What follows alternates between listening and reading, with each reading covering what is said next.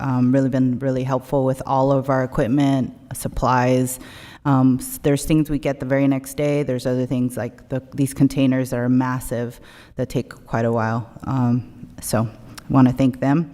Some exciting news. I haven't brought this up, but I will this time. I'm hoping this supposedly easy project turns out to be not so hard like the other ones. We'll be placing a new carpet in the council chambers. We've ordered that. It's on its way, and we should be including, the carpet will include the dais, all of it. We'll be cleaning the chairs, taking out. It'll be a collaborative effort with one of the local contractors and our public works crew.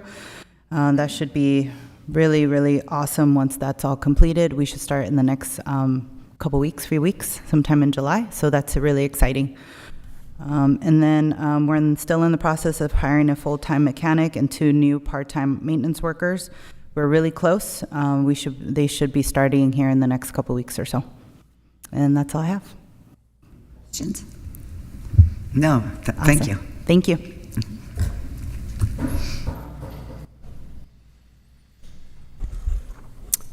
Good evening, Madam Mayor, members of the City Council, Orrin Starfin, Harbor Master. Since my last report, Tuesday, June 18th, Patrol moored 994 boats for a total of 3,152 nights.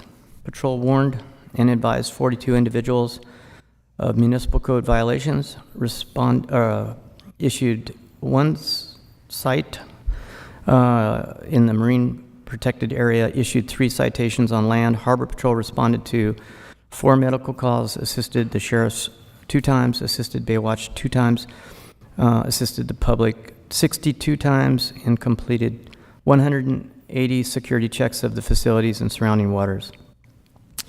Just a reminder with the projectile ordinance banning the use of water balloons in the harbor, we've been handing the boaters the flyers all week long and letting them know about the ban on the water balloons and passing on that information. So we're getting a lot of good feedback. The Yacht Club has been helpful, very tremendously helpful, and the Tuna Club as well in getting that word out. Any questions? Are we still doing dye tablets? The dye tablets, we still do the dye tabbing. Yeah. Have we had any violations or no? We had a violation last month, but no, there have been way down in the violations. Yeah. Excellent. Just curious. Yeah, thank you. No questions? Okay. You guys having a problem with the echo? Yes. Okay.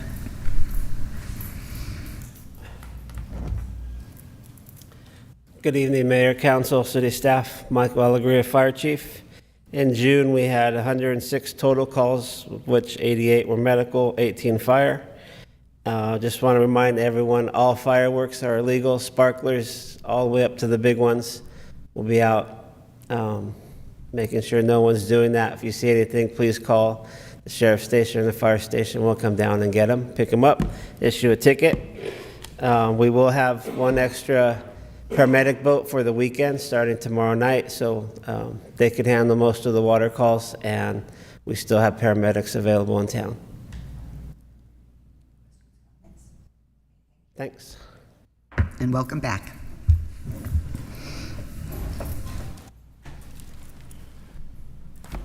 Good evening, Madam Mayor, Council, City Staff.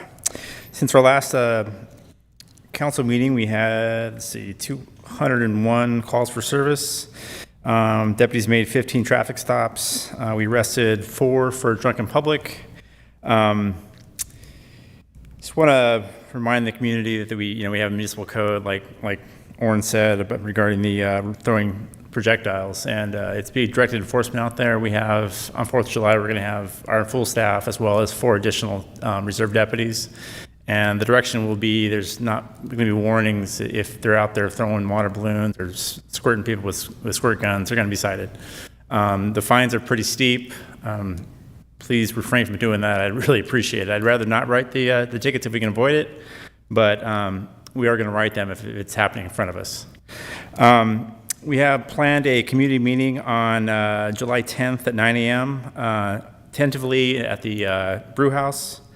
We haven't confirmed that yet, but we did that last time and it seemed to work well. So that'll be at 9 a.m. and then For the next one that we have, we'll do an evening one. So basically, every 3 to 6 months, we'll be doing them, either in the morning or the evening.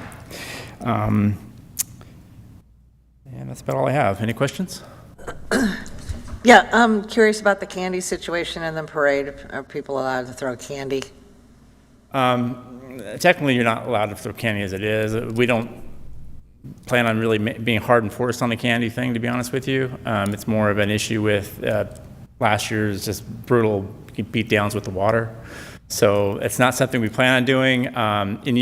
Last year, the sheriff's department was passing out candy, and I think this year we're going to refrain from it just because it puts out a bad image for the department and bad message to throw it at people. So people were getting hit, and obviously we can cite for it, and if we see something that's directed towards causing harm, we'll take police action at that point. But outside of that, if people are going to be passing out candy, it's all about the spirit of the law, basically. So if they're doing it to harm somebody, we're absolutely going to enforce that. We have not banned that. Right. It was banned a few years ago, and anyway, it came back as I think it should. I think we don't like the stuff that's gooey and melts on the ground and that kind of thing. And the other thing is they toss it far enough so the children aren't running under vehicles to get it. Right. But I think we're going to be throwing something from the fire truck. So, Right, there just seemed to be. There's a difference between throwing and tossing. yeah. Right. So- But there was just kind of a little hubbub going around town. So I guess what we just want to say here is just, be kind. Yes. Let's have fun. Let's go back to it and everybody be kind. Don't throw with malice. And like you said, toss it gently far enough away from the tires and stuff like that. But yeah, no, it's not. Yeah, to me, it all comes down to intent. If your intent to cause harm, to injure somebody, it becomes an assault at that point, and then we'll go along that route and handle it that way. But outside of that, if you're passing out candy, I'm on board with that 100%. And do you have any comments you'd like to make about that? I would just like to say I've had some conversation with some people that have asked that question. We just said, listen, if you have extra members in your group in your golf cart that are walking, pass it out, walk along, so it's not drawing kids into the parade is the real safety goal. But we have not experienced. The goal is not to ban the passing out of candy as it is the malicious throwing of water balloons. So that's where the focus will be, like Captain said. Okay, thank you very much. Thank you.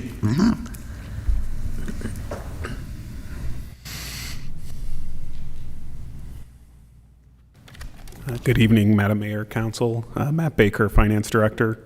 I just wanted to quickly touch on May visitor-driven revenues. It was a bit of a mixed bag. Cross-channel wharfage was up 10% for the month, as well as nightly moorings were up 18%. However, our TOT is going to be down likely somewhere around 5 to 10% compared to May of last year. We're still waiting on a few hotels and vacation rentals to report, so we won't have a final number until later this month, but I expect it'll be down slightly. But like I said, great numbers on cross-channel wharfage, great numbers on nightly moorings, and hotel room for hopefully growth once we get into the new fiscal year. So other than that, unless there's any questions. Yeah, thank you, Matt.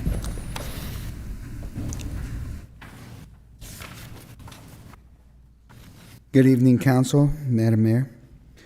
We've been pretty busy. This is a busy week for community services. Today we had gone out and put the no parking signs out to let people know 72 hours prior to not park between 11 to 2 along St. Catherine's Way. So that way we can get a smooth, easy lineup. And we've also sent out to all the CIVR, all the rentals, short-term rentals, as well as to Hamilton Cove. We've alerted all of them about the closure times of that street. So we're hoping that people will abide by those, just to make it a lot easier, especially as that road's a little more narrow than it's been in the past due to the work that's being done. You also probably noticed today we put up an art installation of the Pinwheel flag. That was a great idea and executed well by Jenny Diaz, who's part of our staff. So I want to give a shout out to her. We will also have signs out during the 4th of July on the ban of the water balloons, where we will make sure that people are very well notified this year about it. And we also discourage squirt guns because some of them could be quite more powerful than others.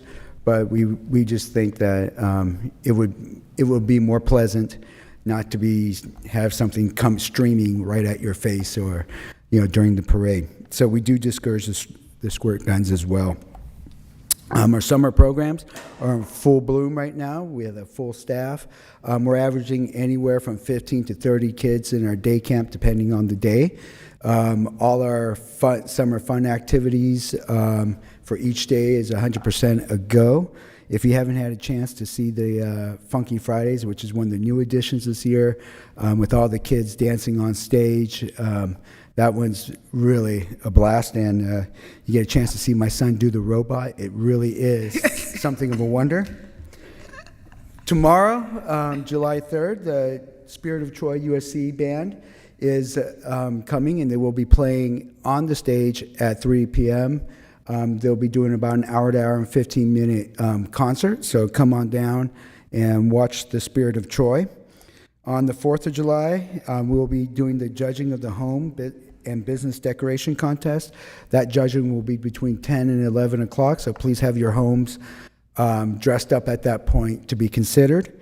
And then we will have the judging of the golf carts. We decided this year, just to make it a little bit smoother, is to go back to the judging on Lower Descanso. So if you are dressing up your golf cart, you want to be judged, please come down to Lower Descanso between 11 and 12 and get your car or cart judged. And then you can go straight out at 12 o'clock. From 12 to 12:30 is the lineup down St. Catherine's Way, or otherwise known as Casino Way. And we will be having a hard close at 12:45. That means no cars getting in, no cars getting out at 12:45. That way we can get lined up and get the parade started on time. So if you're going to try to get through at that time, we prefer you not, unless you're going to line up for the parade. But if you have to get through, you need to get out of there. But by 12:45, it will be a hard close. And then you'll wait till the parade is done. Will law enforcement be on that, like the Hamilton Cove end? Yes, on the far side. We as well will have we'll have code enforcement on one side. I have a staff member on the other side. Plus, we have the law enforcement and fire in the back that can help us as well. The parade will start at 1, and then after the parade, we will have the Rumble Kings, the swing band performance. They'll be playing 3 different sets from 4 to 8:30, and then we will have the fireworks show at 9 to 9:30, and then the USC band will be coming back around to do Trojan After Dark. Wow. And give us another nice little half-hour performance. And hopefully everybody will have a happy and safe 4th of July. Excellent. A lot of hard work. Thank you so much. The thank you. town Any looks questions? great. Public Works and everybody hanging everything. And I haven't seen Jen's installation, but I don't know how many man-hours she put into that project. So hopefully we have a place to store it, so she doesn't have to do it again. Oh, well, we'll put another piece next year. The idea is to always kind of have a different little art project going up there. Okay, well, that's job security, I'll tell you. Yeah. Thank you. Thank you. I have a quick question regarding all that. Oh, well, maybe Dave can answer it, the other Dave. What is our code with setting up the towels and blankets before the parade or overnight? Well, what's the time frame do we want to start allowing that, Dave? I mean, in the mornings, we don't have it. Well, we already have kind of like on that code that we can remove those, up until 7:30, because usually we will go out and clean the beaches. Right. And so if the towels are out there, you can't get to the beach to clean them. I think talking about setting up for. But on 4th of July, we say 6 a.m. earliest. I know people will put stuff out at night, but you're risking the chance of somebody taking it, stealing it. So if you are going to try to put something out the night before, that's at your own risk. But we say that we would prefer, because we need to get through the streets to clean them before the parade, to not have have blankets out or towels out till 6 a.m. Okay, and then my second question is, could we? Oh, excuse me. Public Works is correcting me. 7 a.m. 7 a.m. 7 a.m. Got it. Oh, Okay. Okay. meaning from 6 Okay. to 7. My 7 second question a.m. is if we could reach out to golf cart rentals, let them know that the Casino Way is going to be blocked off at 12:45, so they let their, They also were. They know? Yeah, Okay, they've great. been informed as well. thank you. Yes. Good. All right. Thank you, Dave. Great, thank you.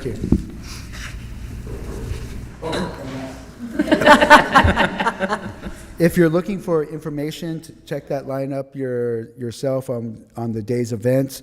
You can either go to the City of Avalon website, cityofavalon.com, or you can look on any of our social media sites, as well as the Catalina Islander.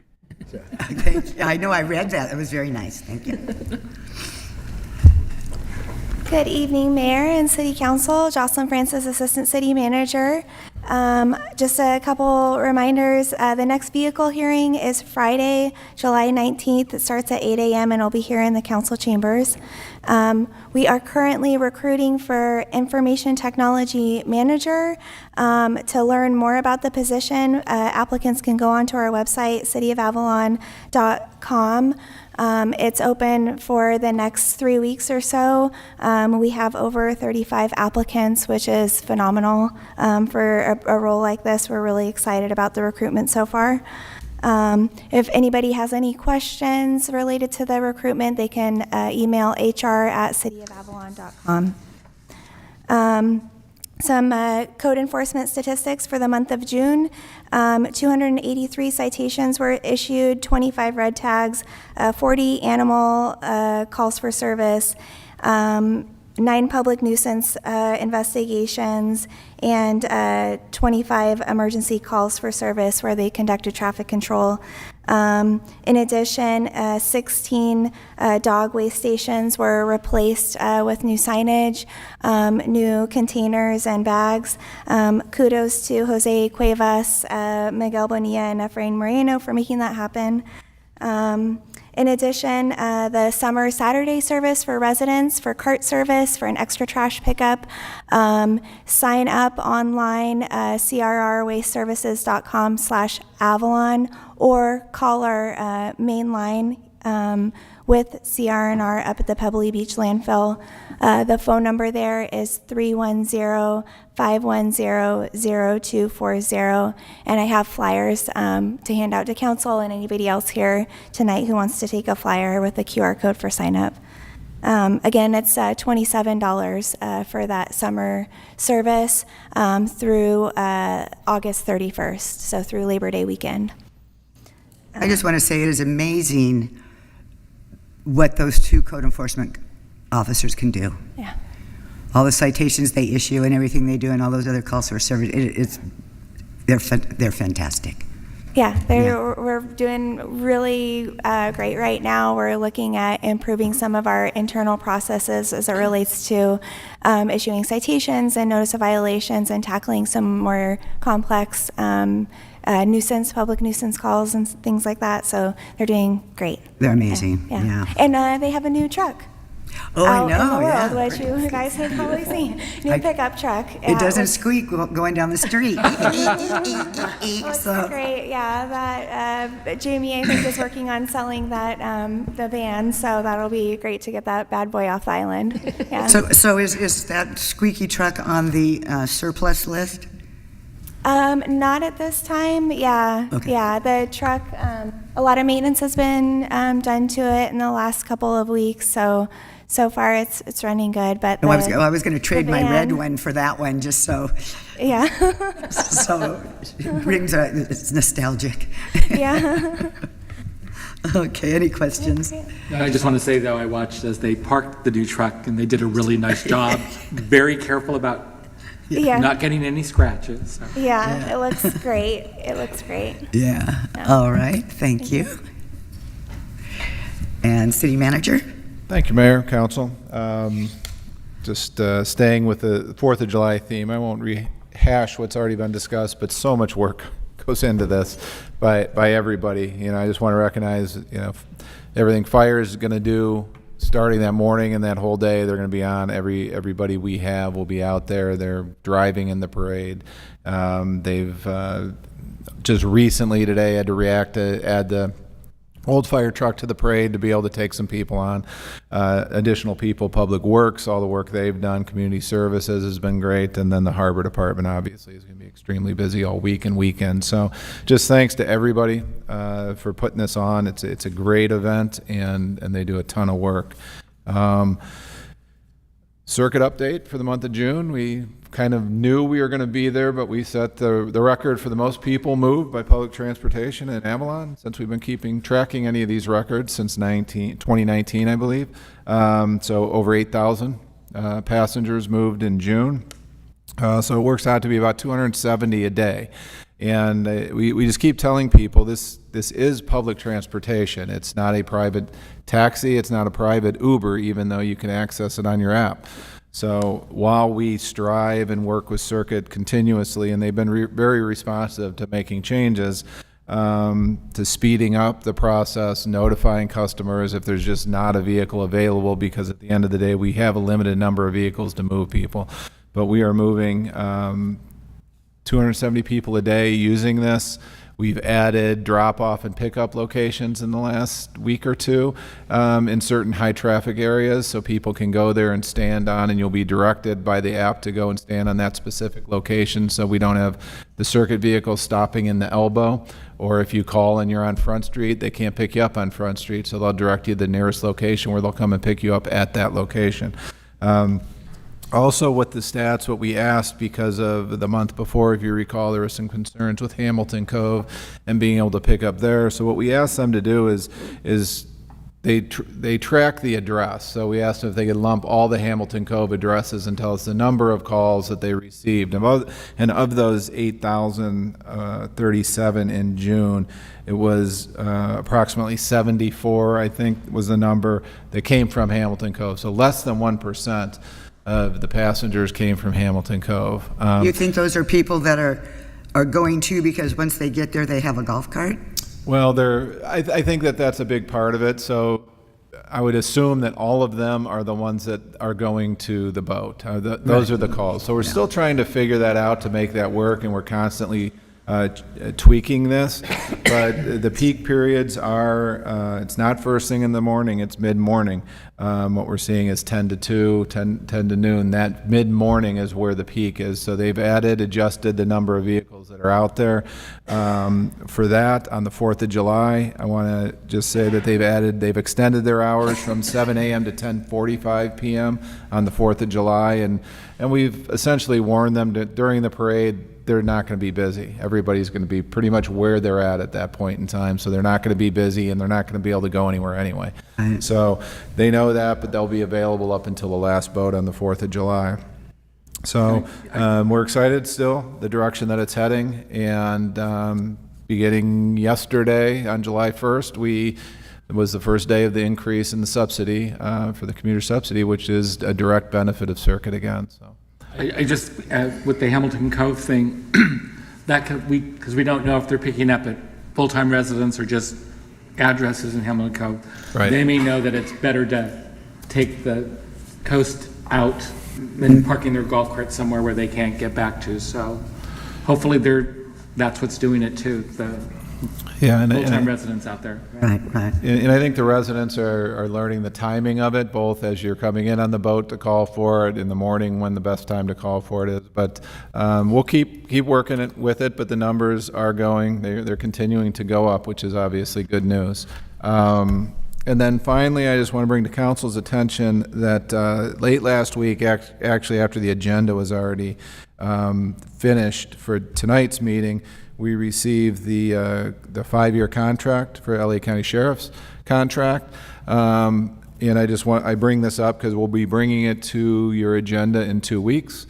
And it has been suggested in the past that this is kind of last minute and forced through. And I just want to lay out a little bit of the groundwork of how this came about. So select group of contract city managers, finance directors, and staff. They selected a group of the contract cities that use the Sheriff's Department to negotiate the terms of the new 5-year contract. And that group, I want to say, over the last 9 months, went back and forth, negotiated the contract on behalf of all of us contract cities. And they did make, in my opinion, some positive changes for the cities in some of the language in the contract. Gives us more of an input, more of a shared opportunity to work with the captains and staff of the Sheriff's Department that is involved. But we're going to be bringing this to you, and it's not a last-minute deal where there's no choice. There's been a lot of discussion on this. This just went through to the county supervisors last Tuesday, I want to say, for their approval, which they did approve it. So we'll get this out to you beforehand, but it'll be on your agenda for 2 weeks from tonight.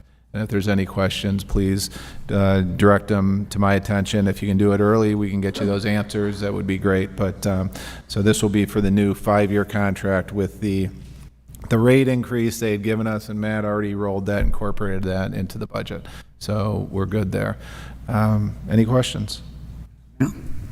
I wanted to go back to the coast thing. Is there still ongoing conversation and or any headway into the possibility of scheduling a ride? There is. There's difficulty with that. We have discontinued the advertised phone number that's out there because that was not being beneficial. That was, people were trying to schedule with that, but it was going to a call center that just didn't understand the dynamics. So we are working with them on that, of trying to come up with a mechanism that will work for that scheduling. And, even to the extent of trying to figure out if an additional vehicle or something dedicated to that in that regard. So yes, we are working on that. The number, and I'm not saying there's not complaints out there, but the number of complaints as far as not being able to schedule or learning the mechanics of when you call to actually make sure that you get a vehicle.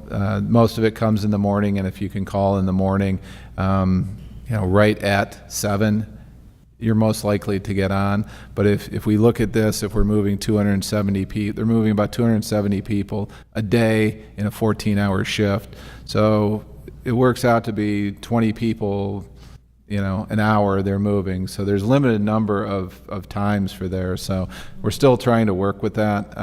But yeah, we have like every other week meetings with them, and each time they're trying to tweak their app system to work with it, because we just think the call center is not going to work. No. So we need that to work with the app, and that's what we're trying to figure out. Right. So, especially when you're coming in on the boat and you got a bunch of stuff, luggage or, groceries or whatever, and, there's other people coming in on the boat. So instead of 2 of them showing up for 2 people, one can show up and share it and, Right. That kind of stuff. Yep. And I recently did that.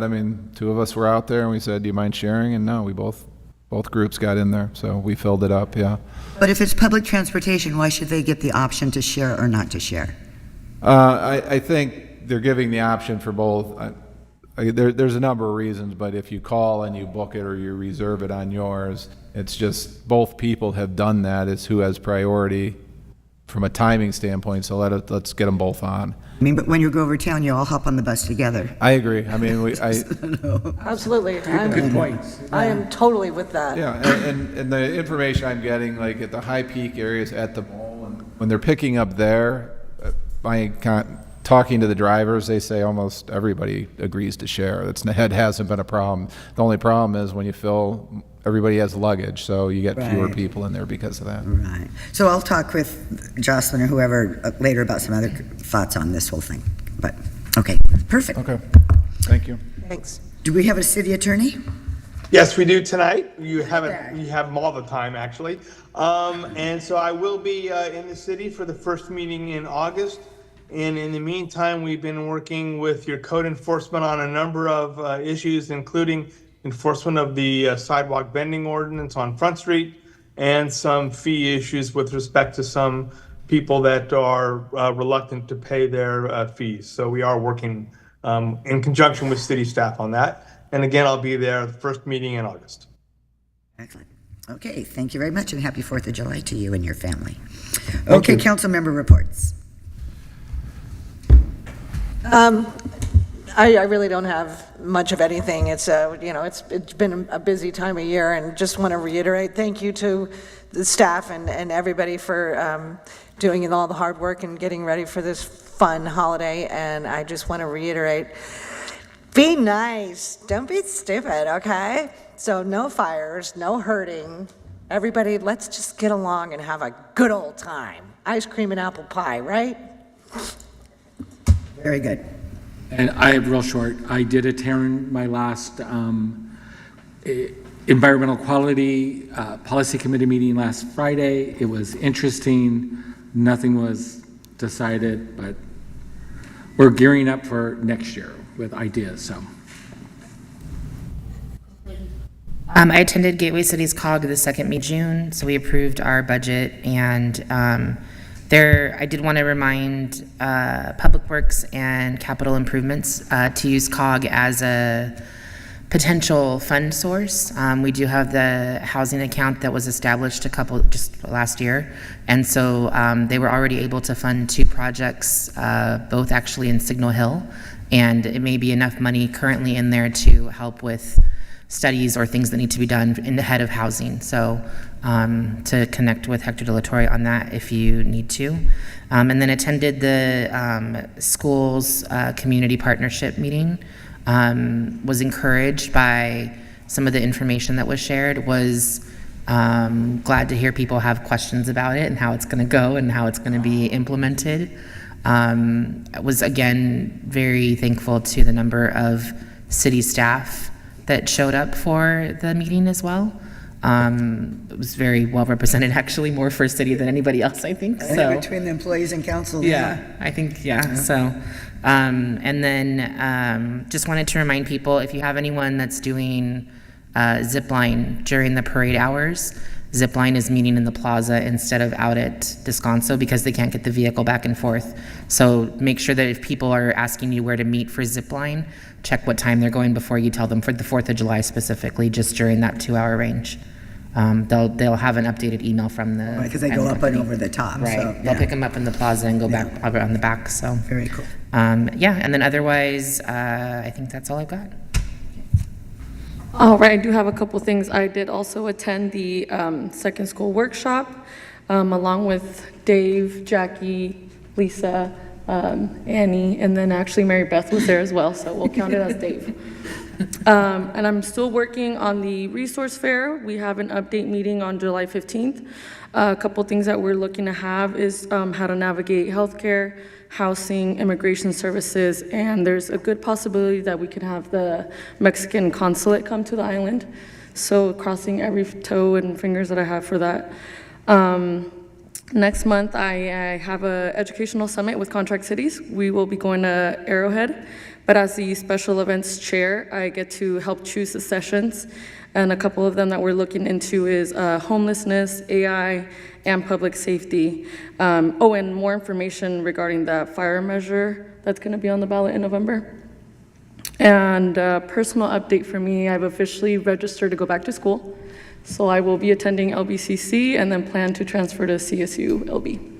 Wow, girlfriend, awesome. You're already busy, but. I know.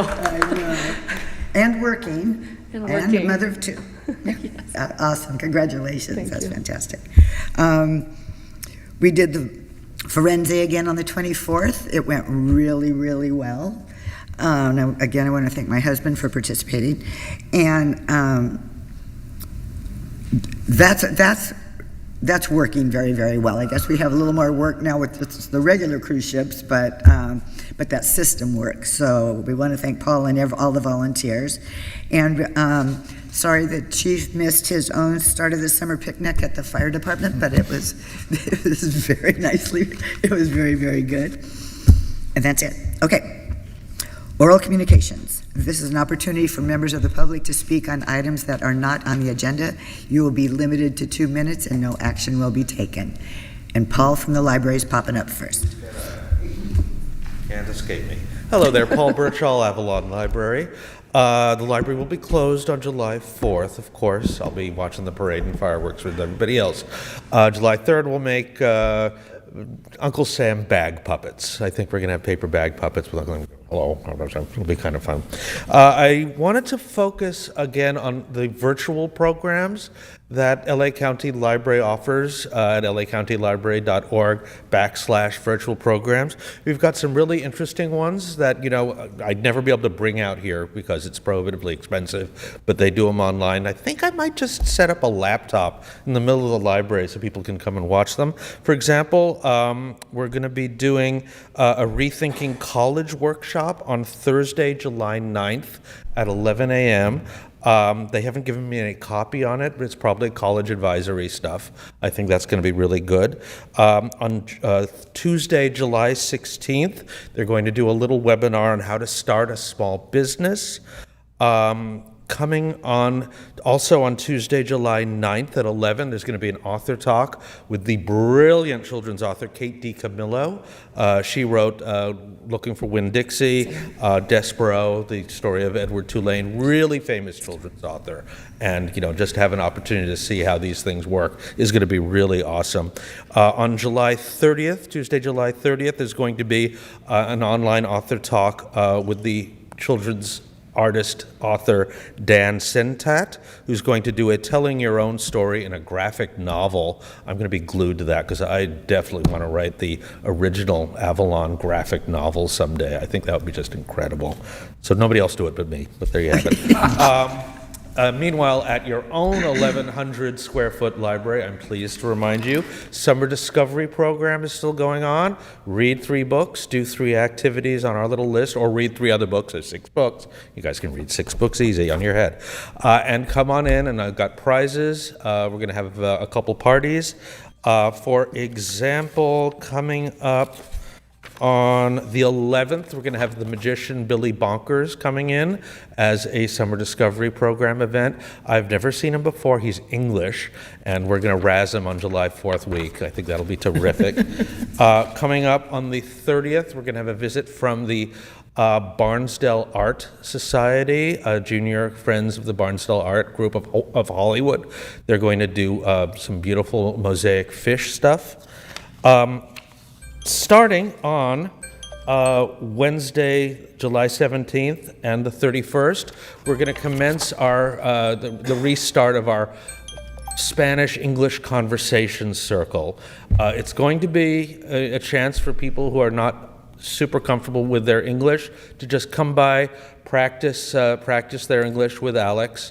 So it's ESL, but we're not a course. We're not qualified to teach ESL, but it'll be a conversation circle to make, conversation go easier. It is just amazing how fast 2 minutes goes by. Yes. Just one more thing. One more thing. Just one more thing. That was a subtle hint. You got that, right? Book club. We're participating in the One Book, One County book club. All the libraries are doing it. We're reading LA Weather. That'll be on the 30th, and there's also going to be a webinar author talk about that.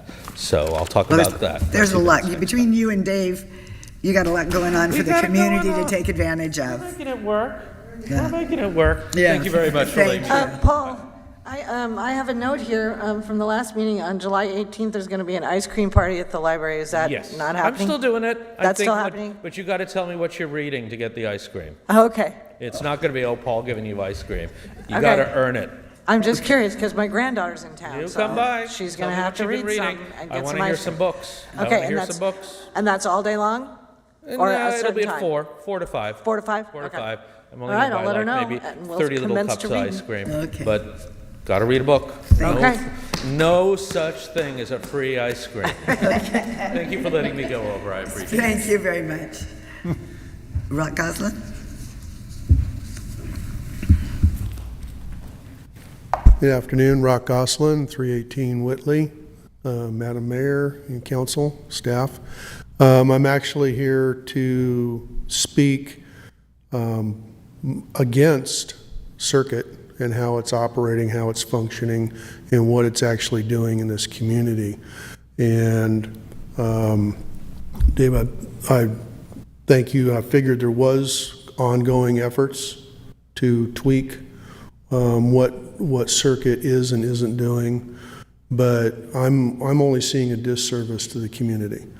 I'm seeing a disservice mainly to am a company that has 70 years of service in this community, and that would be the taxi company, over various ownerships over the last 70 years.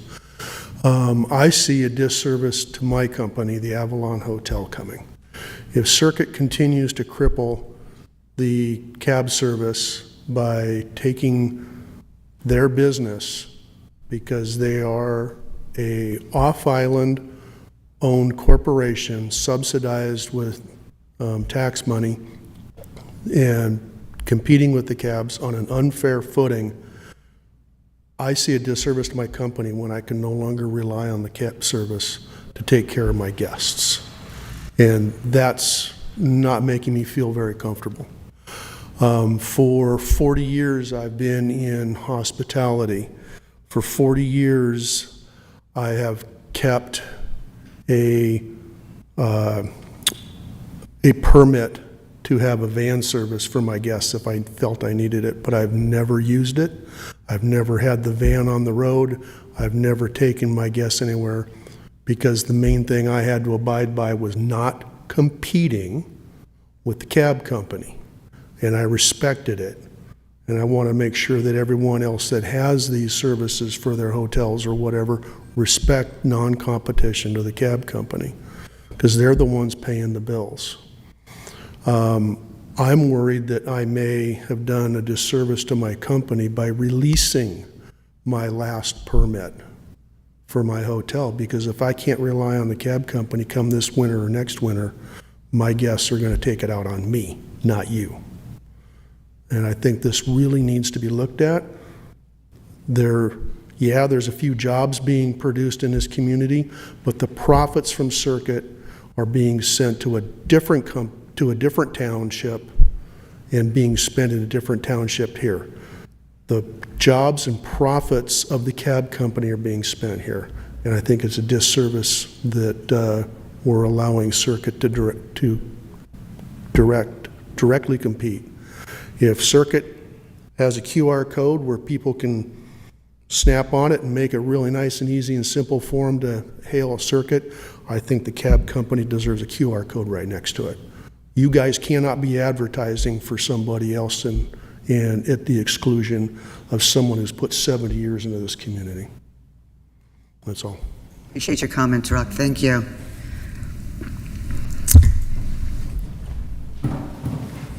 Aflac. If you need a new duck. Good evening, Madam Mayor, City Council, and City staff. First of all, happy 4th of July. Thank you for having us and allowing us an opportunity to speak. First, I want to say thank you, Madam Mayor, for coming and introducing yourself to us in the hallway and making us feel welcome. We really appreciate that. That meant a lot to us. Thank you so much. And we're just here to introduce ourselves. My name is Vaughn Burks. This is Daniel Parcell. We're your new Aflac agents for the account. We've had the distinct honor of being given that account for servicing. And so we just wanted to come and make ourselves available to everyone and make sure that you know that we're here. Some facts about the account. It was established in 2010, so it is now 14 years old, so you've had the account for quite a while. However, the penetration for the policyholders is very small. Only about 10% of your employees currently have Aflac. Dealing with other accounts in the city, I've been walking around and a lot of the city employees are asking me if they can be enrolled in Aflac, which is why I came to the City Hall to inquire, and I learned that you guys haven't had a service visit in 4 or 5 years. So I went back to our headquarters and I asked them if I can have the account to service the account. And so hopefully in the near future, I can meet with your HR administrator, Stephanie Campbell, to arrange time to meet with the employees and educate them on Aflac to give them a chance to enroll. So thank you again for having us. I plan on being on the island more often and saying hi to all you lovely people, and I'm sure you guys are going to have a great 4th. And thank you for having me. Thank you. Appreciate it. So Vaughn, do you work with other businesses, or I can call you and say, I want your service? I mean, this is open to individuals, not just companies. We do. It is open to individuals, but however, individuals don't have as many options as you do if you go through a business. Oh, okay. So business has a lot more options than individuals. Okay. Yes, indeed. Yeah. All right. Any questions of Aflac? Any questions of Aflac? No? Okay. Thank you, ladies and gentlemen. Thank you very much. Thank you for coming all this way, too. Anybody else? Okay. Consent calendar? Thank you. First item on the consent calendar is approval of the minutes from the June 4th, 2024 regular city council meeting. Item 2, warrants. Approve total expenditures for June 10th, 2024 through June 21st, 2024, totaling $1,951,133.15. Item 3, adopt a resolution declaring equipment listed in the resolution as surplus property and authorize the city manager to dispose of it in accordance with city policy. And the last item on the consent calendar is the contract assignment for the Avalon Mooring and Diving Service. Ask council to conditionally approve the assignment of Avalon Mooring and Diving Service, Inc., mooring maintenance franchise agreement from Mark Bray to Scott Gorzelenko. And this assignment is contingent upon those parties executing an agreement to ultimately transfer that business. The requirement for the assignment is in the contract. Those parties are negotiating that assignment. They wanted to get over this hurdle before they complete that. So that's the reason for this step. Just a question, Chief, on all of these radios and things. So you just kind of sell surplus in one big, large, I mean, who buys these? And can we all buy one and then we can hook up with you? Some of these radios are older than I am. What's that? Some of the radios are older than I am. Okay. And those are all off our old low band system. Now that we switched to the new system, we can't use those radios don't use the frequencies we need. Who buys them? People on eBay. Oh, okay. Okay. Some other Interesting. department that uses that and that frequency. And will somebody buy our ambulance, do you think? Somebody will buy it. We'll declare it surplus. The guys who sold us a new one have a couple leads on people that want a camper or something. Probably it can't be sold. Anything over 10 years old can't be sold to be used as another ambulance in LA County. Oh, okay. But some other small department might be able to pick it up. Oh, so, You remember Brian McDougall from the Marlin Glove? He bought an old ambulance. He moved to New York and he's there with his mom, whatever, and he bought an old ambulance and they're touring around the country. oh my Going God. camping in it. That's awesome. Okay, thank you. Or I'll buy it for $1 and set up a bar at the casino dock. Be your new food truck. Kidding. Ooh, yeah. Okay. Council, what's your pleasure? I'll make a motion to approve items 1 through 4. I'll second. Any conversation? Call for the vote? Oop. Okay, here we go. First time legal. Oh.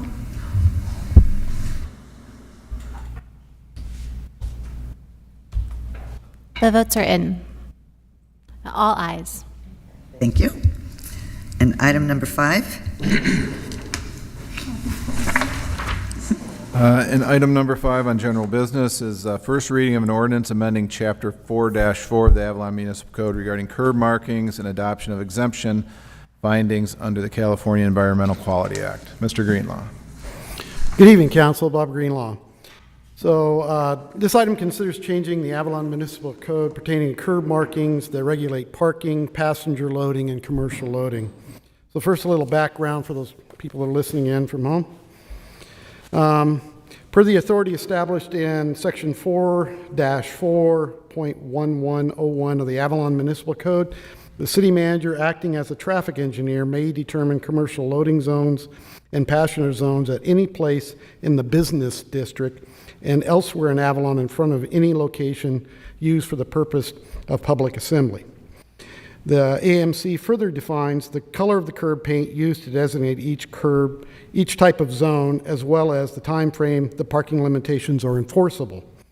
As currently established, yellow and white curbs become unrestricted between 6 p.m. to 7 a.m. daily. The transition of the zones from restricted to unrestricted has at times created confusion for the users in this town. To eliminate this confusion, city staff proposed amending the ordinance to extend the parking limitations in designated commercial and passenger loading, unloading zones, white and yellow curbs, to 24 hours. Additionally, the proposed changes eliminate exceptions to certain regulations that exempted freight carriers from various restrictions that allowed them to park in red zones additionally. Such restrictions would apply to all vehicles. So city staff believe the change in the AMC will allow for more consistent enforcement and less congestion in the designated unloading and loading areas. So in essence, what you see marked on the curb will be enforced 24/7, 365. And so that people could understand that, what that means, because otherwise you see a yellow curb and sometimes it's there and sometimes it's not. You see a red curb, sometimes it's enforced, sometimes it's not, because it was a commercial loading was allowed in those areas. And the same thing with the white. So this makes it more understandable. So that's what we're asking for. Well, and then going up Catalina, they're not supposed to go on the pavers anymore. They're supposed to, are they allowed to unload and unload there? So we're working on those zones there. We have 2 delivery zones, so it's not supposed to go further in there, but we've created 2 delivery zones right at the entrance of Catalina, so that because the amount of deliveries, and we're working to get those deliveries done before 11 a.m. We haven't achieved that yet, but so that they could stack up on one side, we would still have a room for other vehicles, emergency services to get through, so there was a more coordinated effort. We have not perfected that yet. It's still a work in progress. Otherwise, everywhere else, we don't use, for the most part, we do have some signs left, but because Avalon's a beautiful community and you get sign fatigue from the mainland, we try not to use signs. We tried, even though it's more maintenance to be able to have the curbs painted, we use those curbs, and so that's the way that we convey that message of what you can and cannot do.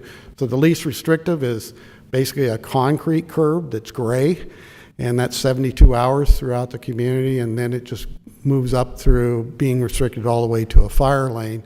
And so highest and best use of that real estate, realize these delivery zones, especially by the waterfront. If we're now allowing them to go onto Front Street, there needs to be delivery zones right adjacent to the nodes where they go into those areas. So those take, at certain times of the day, the highest and best use of that real estate so we can get our deliveries done.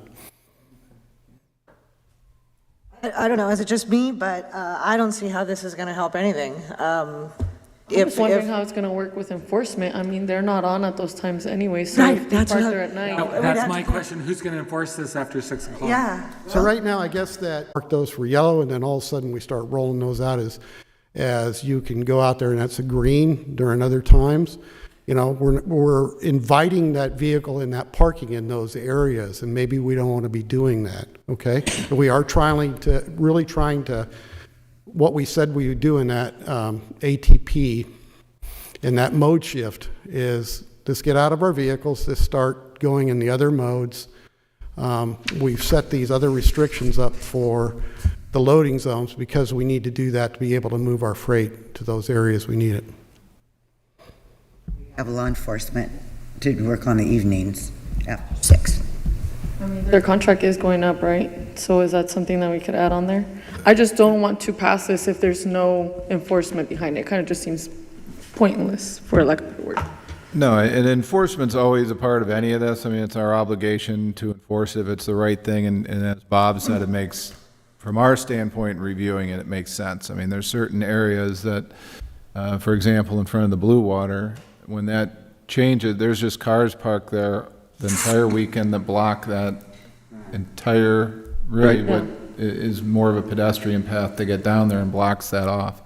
And it makes it very, not only unsightly, but difficult to get through there. And the same vehicles, you'll see there will be parked there the entire weekend.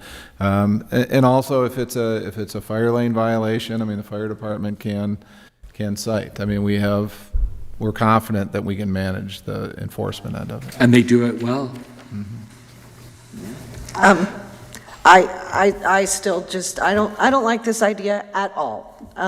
We can paint the curbs more and make it more noticeable that this is what this is. And if the same people are parking in the same area repeatedly, then I would support raising the ticket, the enforcement price on that, and hit people in the pocketbook and just, have code enforcement on those people. all the time, but I feel that the whole town is being punished because there's some people that are abusing the system, and that's usually what happens. But I don't see any deliveries going on after 7 p.m. I don't understand how it's going to help during those hours, because those vehicles that are parked in front of the Blue Water, that's during the day. It's not between 7 p.m. and they're not blocking any deliveries. But Here comes the fire chief. Okay. No, I would disagree with that, but. I'm totally in support of this. So people right now drive down Front Street, they park wherever they want. We need those zones marked, loading all the time, because after 6 o'clock, it's a free-for-all. You can park wherever you want, white, yellow. They need to be marked. We can go out and help. I know the sheriffs will go out and help. They have a ticket machine. We'll give them a refresher on how to use it. But this way we could say, we need to keep those loading zones open, because the other night the trucks backed down in front of the cantina to unload band equipment. They almost hit a couple little kids. There's always people pushing it because everyone here thinks they could park wherever they want. And that's one of the biggest things. It's everybody. We need to set some rules and mark these parking spots clearly and enforce them, because right now everyone can park wherever they want. We need something in writing that will back us. at night. At night, yeah, absolutely. And so what are they blocking at night? I seriously, I don't know what I'm missing. People park everywhere. They drive down Front Street, they park in the red. Oh, I'm waiting. It's nonstop.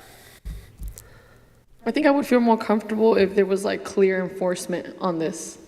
Like, could it come back with some idea of how we would go about that? Sure. Can I just try to clarify or get an understanding of what the concern is? No, definitely. I totally get it. I think it's just people aren't going to take it serious. There's no one there to tell them no. So who is going to be that person from 7 p.m. or 7 a.m. to 6 p.m., whatever the hours are? Just like, where's the ticket, code enforcement?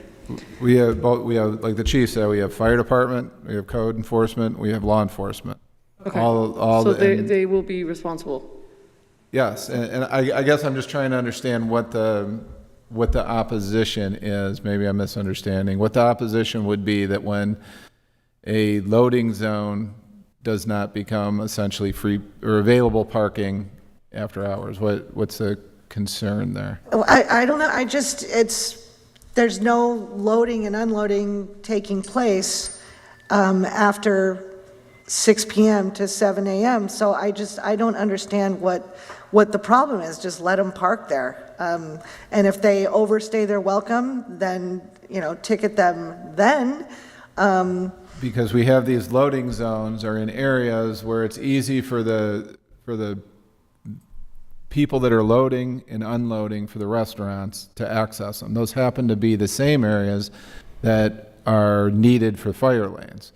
For what? For the fire lanes. lanes. That's what we're saying. Yeah. It turns to a fire lane after that. So it prevents them and keeps it open for the fire vehicles, which are needed for after hours, rather than you have a whole line of vehicles parked there. We designate those areas as loading and unloading because it's easy access, it's quick, it's in and out, and the vehicle moves, it's loading and unloading. We're talking about after hours, and then it would not be public parking, it would remain open and cleared is what we want for the fire department. It becomes a fire lane, right? Is that what you said? Yeah, so I think that's an important point, Dave. Yeah. Thanks for correcting that, is that I think what we would do if we didn't have these loading zones, we create these loading zones so that we could get our deliveries to these nodes on Front Street. Otherwise, we likely would make these red. They'd be red because we want that for that fire access. We wouldn't because what it's saying is it's okay to be green and we'd be parking down there, and we likely wouldn't have that. So what it does is it just takes that restriction and goes back to green at this, it goes back to gray, goes back to 72-hour parking. So Like in front of Chet's, who's it going to hurt?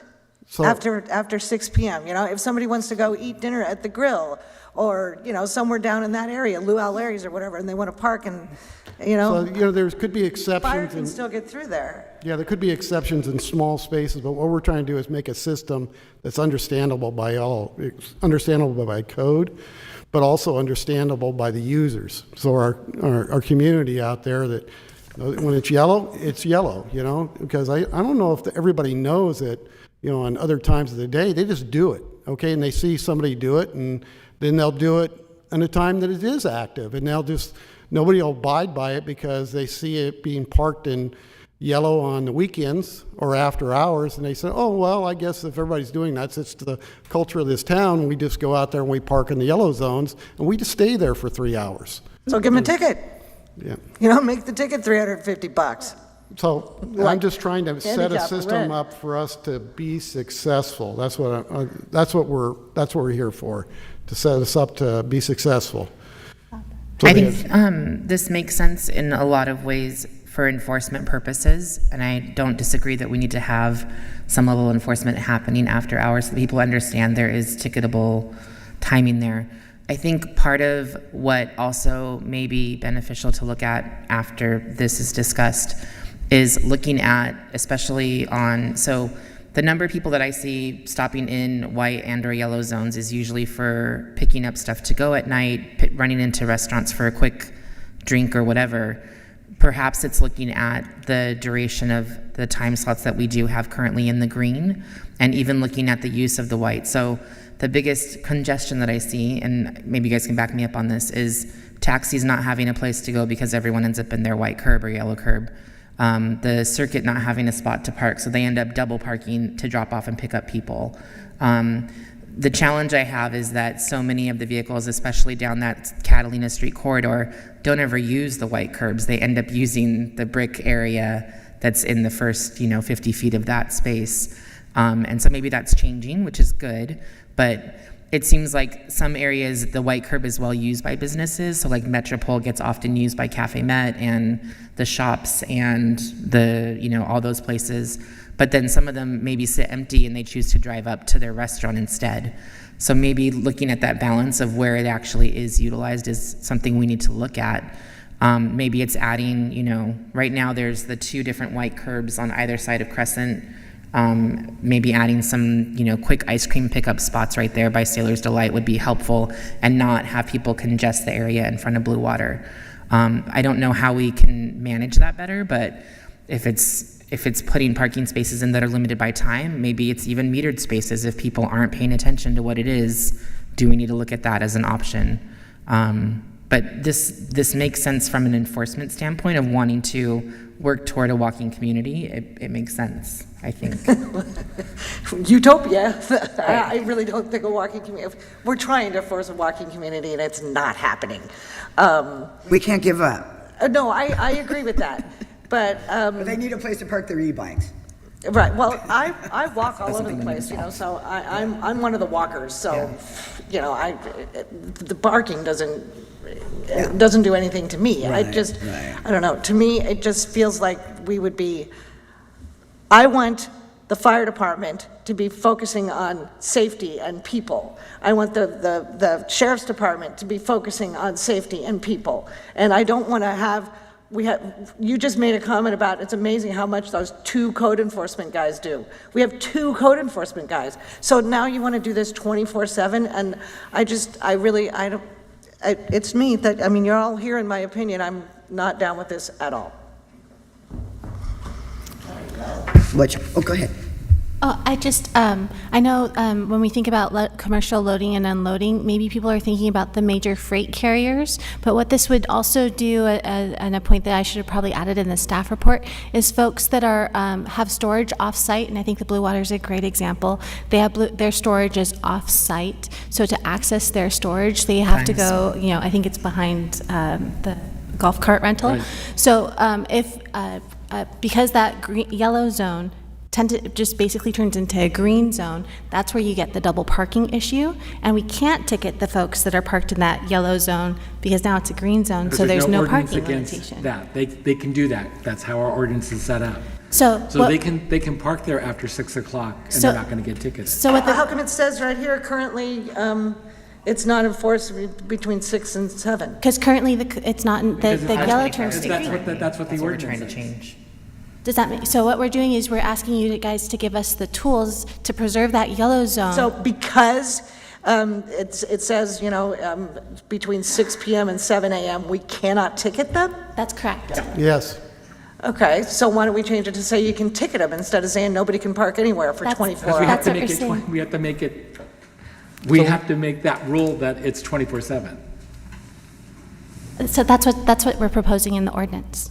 Because that's what you're saying, but just in a different way, in that, then, Well, no, because you're talking about that one particular area, the Blue Water area. There's a bunch of other places around town where I really don't think it's going to impact anything. And Right. Well, But, so, I mean, so we if have we the don't- spot on Pebbly Beach Road, there's one, and they sit there for hours. Okay, so we're trying to deal with that.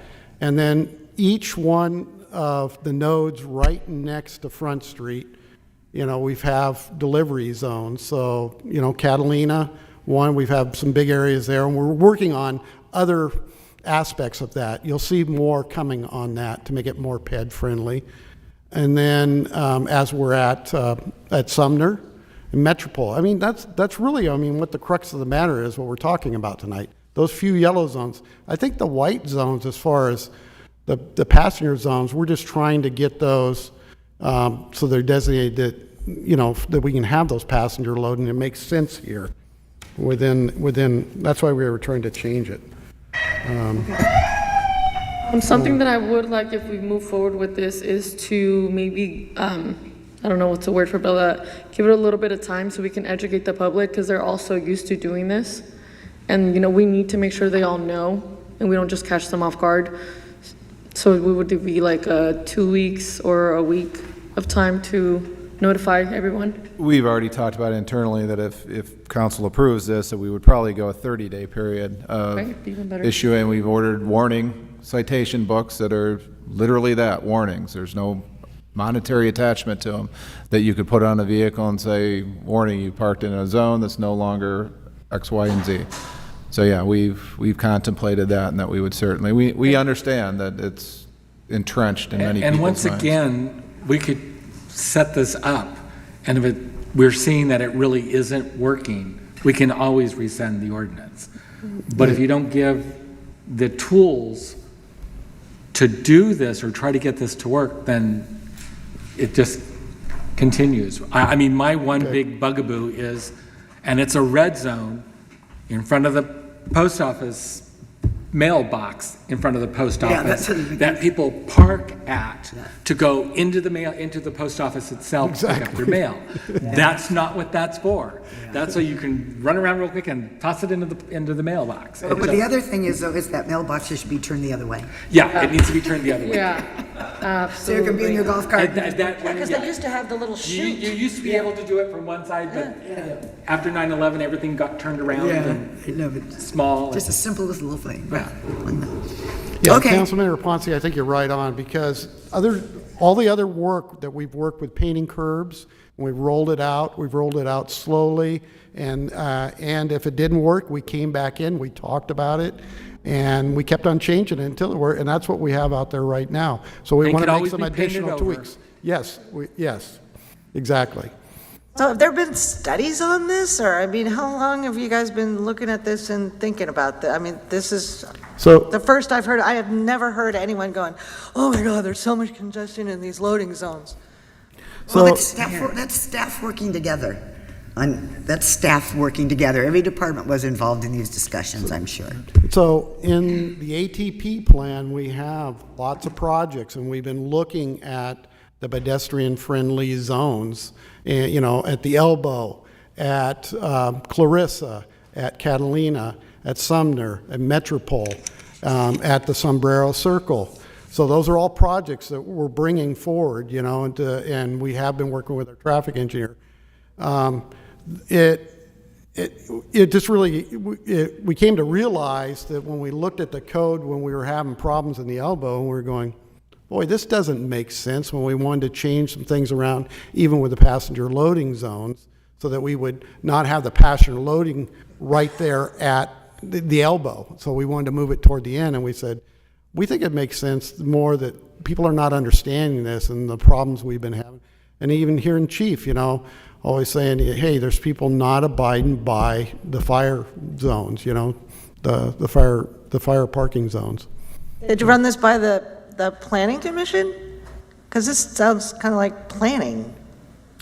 I think, Well, under the purview of the Avalon Municipal Code, I mean, it's really the city manager. traffic management, pedestrian management, managing businesses to be able to get them their goods and services. I mean, all that, we've been looking at this for, ever since I've been here. I mean, I know about, you know, we've been constantly review the parking and the curb markings and what would make more sense. We've done a number of different loading zones down at the end of Sumner and in the streets to try to get the delivery vehicles in certain spots. It's both safer and easier for them to get in and out of.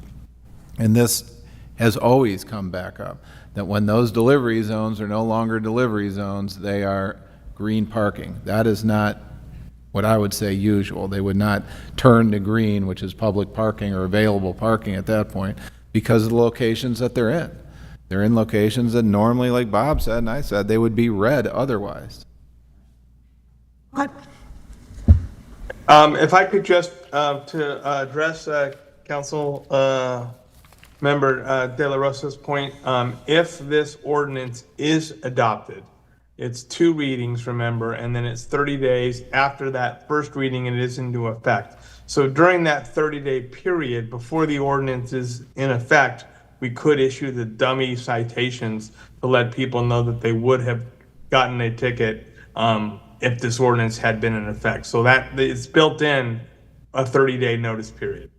Okay, and then like in that ticket, are we gonna say the next 30 days or September 1st, you know, so they're aware?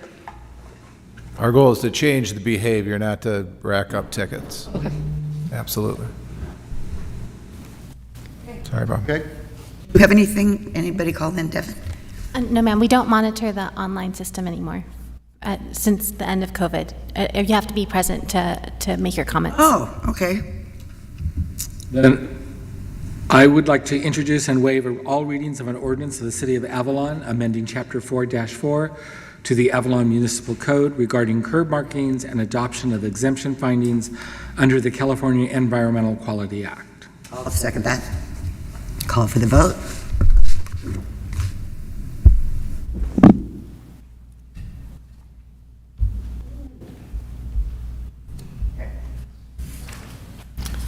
Four ayes, 1 no. Councilmember Schickling. Thank you. Wishing everybody a very happy 4th of July. Meeting adjourned. Make it safe. Please. I don't even know if I want to go back to that. I'll take the mention back and I'm trying to get the next